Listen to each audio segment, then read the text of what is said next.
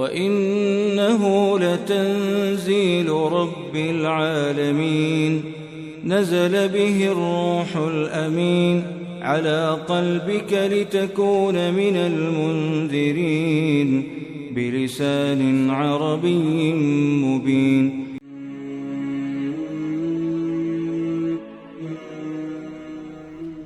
Alhamdulillah ay natapos na po nating ipaliwanag ang unang uri at iyon po ang tinatawag na al-zahir. Ngayon po ay tutungo tayo sa pangalawang uri ng al-maf'ul at iyon po ang tinatawag na al-mudmar. At ang al-mudmar po, ito po ay tinatawag na pronoun sa wikang Ingles at tinatawag naman po na panghalip sa wikang Tagalog. At ang tinutukoy po natin dito, ang maksud po natin dito, ay ang personal pronoun or ang tinatawag na panghalip na panao sa wikang Tagalog. Ito po ay ang salita na humahalili or pumapalit sa isang pangalan. Okay. At ang binigay po ni Ibn Ajurrum na halimbawa dito ay ang verb na daraba sa Al-Muqaddimatul Ajurrumiyah. Kung meron po kayong mga PDF na naka-download po, ang nakalagay po roon ay fi'il or verb action word na daraba at ang ibig pong sabihin nito ay pinalo. Okay? At papalitan po natin ang verb na ito, action word na ito, lalo na't nasa buwan po tayo ngayon ng Ramadan, Shahrul Ramadan at Shahrun Mubarakun po sa lahat at kailangan po ay maingat po tayo sa verb na ating gagamitin. Okay, so ang napili ko pong verb or action word or fi'il na gagamitin po natin ay taraka. Okay? Taraka, ang ibig pong sabihin ng taraka sa wikang Tagalog ay iniwan. Okay? Iniwan. At ang example ko po, ang halimbawa po ay taraktul kitaba. Okay? Taraktu al-kitaba. Okay?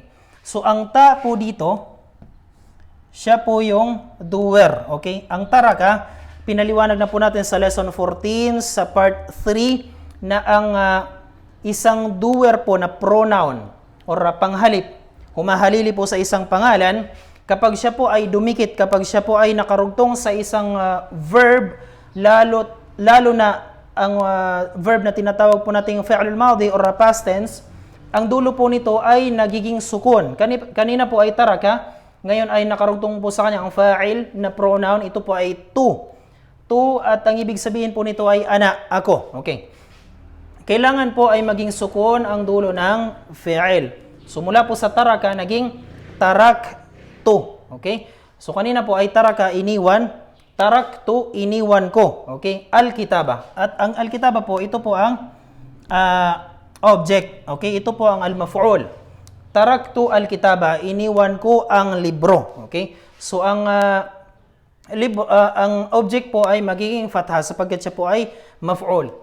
Ang gagawin po natin ngayon sa al-mudmar ay aalisin po natin ang subject or okay? Aalisin po natin ang subject at ang gagawin po nating maf'ul, okay?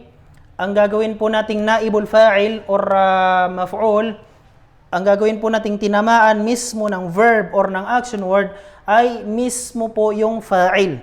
Okay. Kanina po ay taraktu. Ako po ang nang iwan. Okay. Paano po nating sabihin na ako ang iniwan? Okay. Kanina po ay ako ang nang iwan. Iniwan ko po ang kitab. Okay. Iniwan ko po ang libro. Taraktul kitaba. Iniwan ko po ang libro. Paano po natin ngayon sasabihin sa wikang Arabic na iniwan ako? Okay. So ito po ay aalisin po natin ito. Sabi po natin kanina na dumma awwaluhu wa kusira ma qabla akhirih in kana al-fi'lu madiyan. Okay, kapag past tense po, ito po ay past tense. So sabi po natin kanina ay gagawin po nating dhamma ang kanyang pinakaunang letra at ang second to the last po ay gagawing kasra. Okay? Sa punto pong ito ay ang second to the last po natin ay hindi po ang kaf sapagkat ito po ang ating first letter, ang ta, at ang second letter po natin ay ang ra. Ang third letter po natin ay ang kaf. Okay? Ang ta po na ito ay hindi po siya kabilang sa fi'il, sa action word. Siya po ay fa'il. Okay? Siya po ay fa'il. Siya po yung doer na nakadikit po sa verb. Okay? Siya po yung pronoun na dumikit po sa verb. So, ang second to the last po dito ay hindi po yung kaf, sapagkat nagtatapos po ang verb or ang fi'il sa kaf. Okay? Hindi po sa ta. Sapagkat ang ta po na ito po yung fa'il or doer. So, ang second to the last po ay ang ra. Okay? So, ito po ang gagawin nating kasra. Okay? So, kanina po ay taraktu al-kitaba. Taraktul kitaba, iniwan ko ang libro. Ngayon, paano po natin sasabihin na ako po ang iniwan? Okay. So, i-apply po natin yan dito. So, ito ay guide lamang po. At ang gagamitin po natin ay taraka. Okay. Una, ang linya pong ang linyang ito po ay first person. Okay. Ito po ay para po sa first person. At ang ibig pong sabihin ng first person ay siya po mismo ang nagsasalita. At ang linya naman po ito, ang linyang ito po ay tinatawag po na second person. Or, ang tawag po dito ay mutakallim. Okay? Lil mutakallim sa wikang Arabic. Okay? Lil mutakallim. Yan po ang first person. Okay? Lil mutakallimi. Ang second person po ay, ito po ang second person. Okay? Ang pangalawang linya po na ito ay magsisilbing second person po natin. Okay. Second person po, at ang tawag po sa kanya sa wikang Arabic ay lil mukhatab. Okay? Lil mukhatab. Okay? Second person. Lil mukhatabi. Okay, second person. At ang pangatlong linya po, ang tawag po sa kanya ay third person. Okay? So, dito po natin ilalagay sa itaas. Third person. At ang Arabic naman po ng third person ay tinatawag pong lil ghaib. Okay? Lil ghaib or al ghaib. Okay? Lil ghaibi. Okay?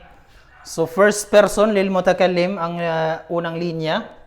Second person po, itong pangalawang linya, ito po ang lil mukhatab. Ang ibig pong sabihin ng second person ay ang mismong kaharap po natin. At ito po ang panghuling linya po, ito po ang third person, lil ghaib. Ang ibig pong sabihin ng third person, siya po yung pinag-uusapan natin. Sila po ang ating pinag-uusapan. Okay. So, ito po ang gagamitin nating verb, taraka. Ang ibig pong sabihin ng taraka ay iniwan. So, kanina ang ating halimbawa ay taraktul kitaba. Iniwan ko ang libro. Okay? Taraktu al-kitaba. Iniwan ko ang libro. So, ang tu, yun po yung ana. Yun po yung fa'il. At ang kitaba, siya po yung subject or object or subject. Siya po yung subject. Siya po yung mafu'ul na tinamaan po ng verb at ng doer. Ngayon, aalisin po natin ang subject na iyon. At aalisin po natin ang al-kitab. Okay? Aalisin po natin ang al-kitab. At tayo po mismo na fa'il.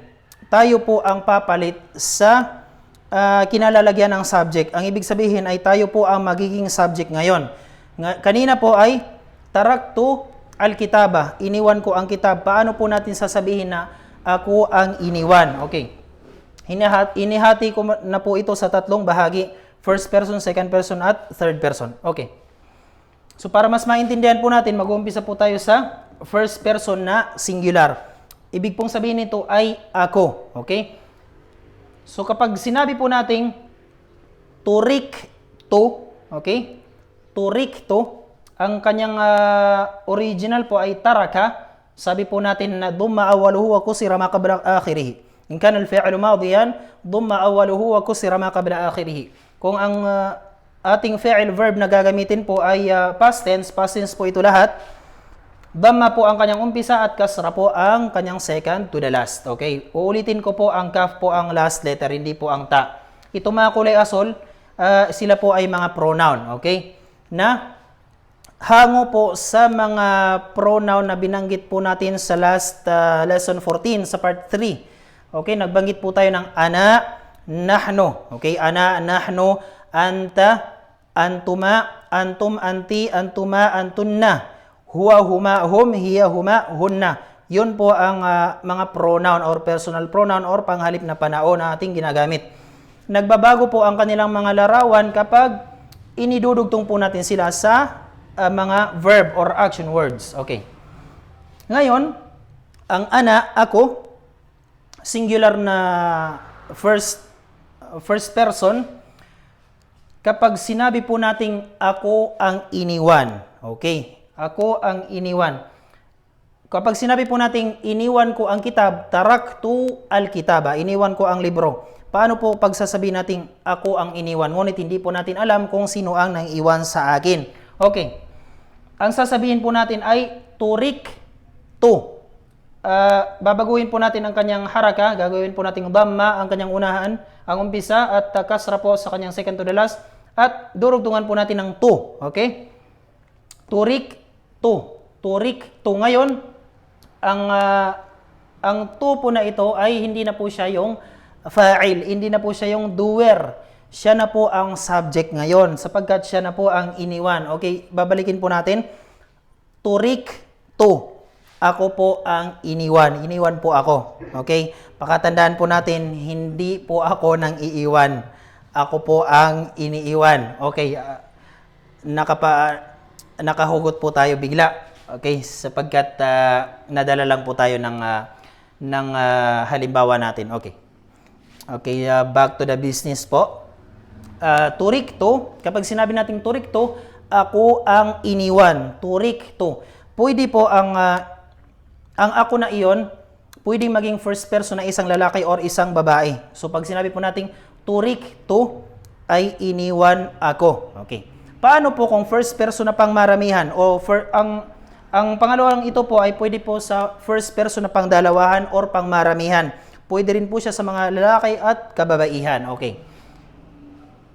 Lalagyan lang po natin ng nun na may alif at fatha po ang kanyang palatandaan or vowel. So sasabihin po natin turik na, okay? Turik na iniwan kami. Okay? Turik to, iniwan ako. Turik na iniwan kami. Okay. So tapos na po tayo sa first person. Dito po tayo ngayon sa second person. Ibig po sabihin ng second person ay kaharap. Kaharap po natin. Paano po natin sabihin na iniwan ka, ikaw na isang lalaki? So sasabihin po natin yan ng ganito po. Turik ta. Okay? Iniwan ka. Iniwan ka. Ikaw na isang lalaki. Kung ikaw na isang babae ang iniwan ay turik ti. Kung kayong dalawa ang iniwan, ito po ay pwede po maging kayong dalawang babae or kayong dalawang lalaki. Pwede po yan or magkasama po lalaki at babae. Ang importante po ay dalawa lang. Ang sasabihin po natin ay turik tuma, okay? Turik tuma, iniwan kayong dalawa. Okay. Paano po natin sasabihin na iniwan kayong mga kalalakihan? Okay. Turik tum. Lalagyan lang po natin ng tum, okay? Turik iniwan kayong mga kalalakihan. Paano naman po kung iniwan kayong mga kababaihan? Okay, ang sasabihin po natin ay turik tunna. Turik tunna. Okay? Lalagyan lang po natin ng tunna. So natapos na po tayo sa second person. Second person na isang lalaki, isang babae, dalawang lalaki, dalawang babae, mga kalalakihan, mga kababaihan. Ang naiwan na lamang po ay third person or ang tinatawag po na lilghaib. Ibig pong sabihin ay absent po sila. Sila po yung pinag-uusapan. Okay. Paano po natin sasabihin na iniwan siya? Siya na lalaki ay iniwan. Siya na isang lalaki ay iniwan. Okay. Ang kanya pong Arabic ay turika. Okay. Turika. Iniwan siya na lalaki. Siya na isang lalaki ay iniwan. Turika.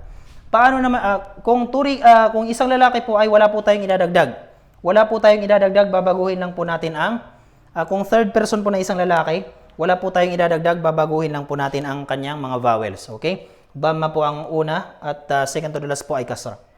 Paano po natin sasabihin na iniwan siya? Siya na isang babae. Dadagdagan lang po natin ng ta na sukun. Okay? Sasabihin po natin turikat. Okay? Turikat. Paano po natin sasabihin na iniwan silang dalawa na lalaki? Okay? Ang kanyang Arabic po ay turika. Magdadagdag lang po tayo ng alif. Turika. Okay. Paano naman po kung silang dalawang babae ang iniwan? Okay. Magdadagdag po tayo ng ta na may alif at fatha po ang kanyang vowel. Sasabihin po natin turikata. Iniwan silang dalawa na babae. At paano naman po natin sabihin sa third person na iniwan silang mga kalalakihan? Okay. Ang Arabic po niya ay turiku. Iniwan silang mga kalalakihan. Okay. Turiku. Iniwan silang mga kalalakihan.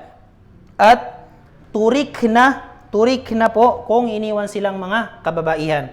Kung sila po na mga kalalakihan ang iniwan, third person, ang gagawin po natin ay durugtungan lang po natin ng waw na may alif at ang alif po na ito, ang tawag po sa kanya ay aliful fariqa. Sinusulat po natin ito sa sunod po ng wawul jama'a sapagkat ang waw po na ito ay tumutukoy sa mga kalalakihan. At ang vowel po sa kabla niya po, ang vowel bago po ang waw ay dhamma sapagkat ang dhamma siya po yung partner ng waw. Okay? So iniwan silang mga kalalakihan, turiku. Kapag iniwan silang mga kababaihan, third person, magdaragdag lang po tayo ng nunun niswa na may fatha. Okay? So iniwan silang mga kalalakihan ay turiku at iniwan silang mga kababaihan ay turik na. So alhamdulillah ay natapos na po natin ang mudmar pronoun kapag ito po ay naging subject mismo, kapag hindi po sila ang fa'il. At hindi po natin alam kung sino po ang fa'il dito. Turik to, iniwan ako. Hindi po natin alam kung sino ang naiiwan. Turik na, iniwan kami. Hindi rin natin alam kung sino ang naiiwan sa amin. Ganon din po ito hanggang sa dulo. Okay?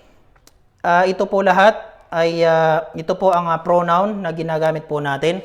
At kapag nakarugtong po sila sa fi'lun madin sa past tense. Okay, ito po ang kanilang mga larawan. So babasahin ko po isa-isa. First person, turiktu, turikna. Sa second person po, turikta, turikti, turiktuma, turiktum, turiktunna. Sa third person po, turika, turikat, turika, turikata, turiku, turikna. Alhamdulillah, sa puntong ito po ay natapos na po natin ang topikong al-maf'ulul ladhi lam yusamma fa'iluhu. Ang subject po na hindi nabanggit ang kanyang doer. Okay? Ang maf'ul na hindi po nabanggit ang kanyang fa'il, kung sino po ang gumawa sa kanya. Naway sa pagpapaliwanag po natin iyon ay may natutunan po kayo at i-share po natin ito sa iba nating kapatiran na nais po mag-aral din ng wikang Arabic. Sa lahat naman po ng mga bagong kapatiran na sumusubaybay po sa atin sa channel na ito ay huwag niyo pong kalimutang mag-subscribe para updated po tayo sa lahat ng aralin na i-upload po natin sa YouTube channel na ito. Hanggang dito na lamang po, naway gantimpalaan po tayo ng Allah subhanahu wa ta'ala at naway padaliin po sa atin ang pagsasaliksik ng kaalaman, lalo na po nasa buwan po tayo ngayon ng Ramadan. Atin pong i-grab ang oportunidad na ito para pagsikapan po natin na gumawa po tayo ng maraming kabutihan. Magbasa po tayo ng Quran at mag-aral po tayo at ano pa man po ang kaya nating gawin na magandang mabubuting gawain sa mga araw po na nalalabi sa buwan ng Ramadan para makuha po natin ang gantimpala mula sa Allah subhanahu wa ta'ala. So hanggang dito na lamang po. Naway gantimpalaan tayo ng Allah subhanahu wa ta'ala sa lahat ng ating mabubuting gawain. Nas'alullah subhanahu wa ta'ala dawamat tawfiq wassadad. Wassalamu alaikum wa rahmatullahi ta'ala wa barakatuh. يا طالب العلم قم لا تنم فإن الزمان يا طالب العلم قم لا تنم فإن الزمان انقضى وانصرم فكن ما حييت ضنينا به فظنك بالوقت عين الكرم وكن حلس درسك وافرح به تكن قائدا في غد للأمم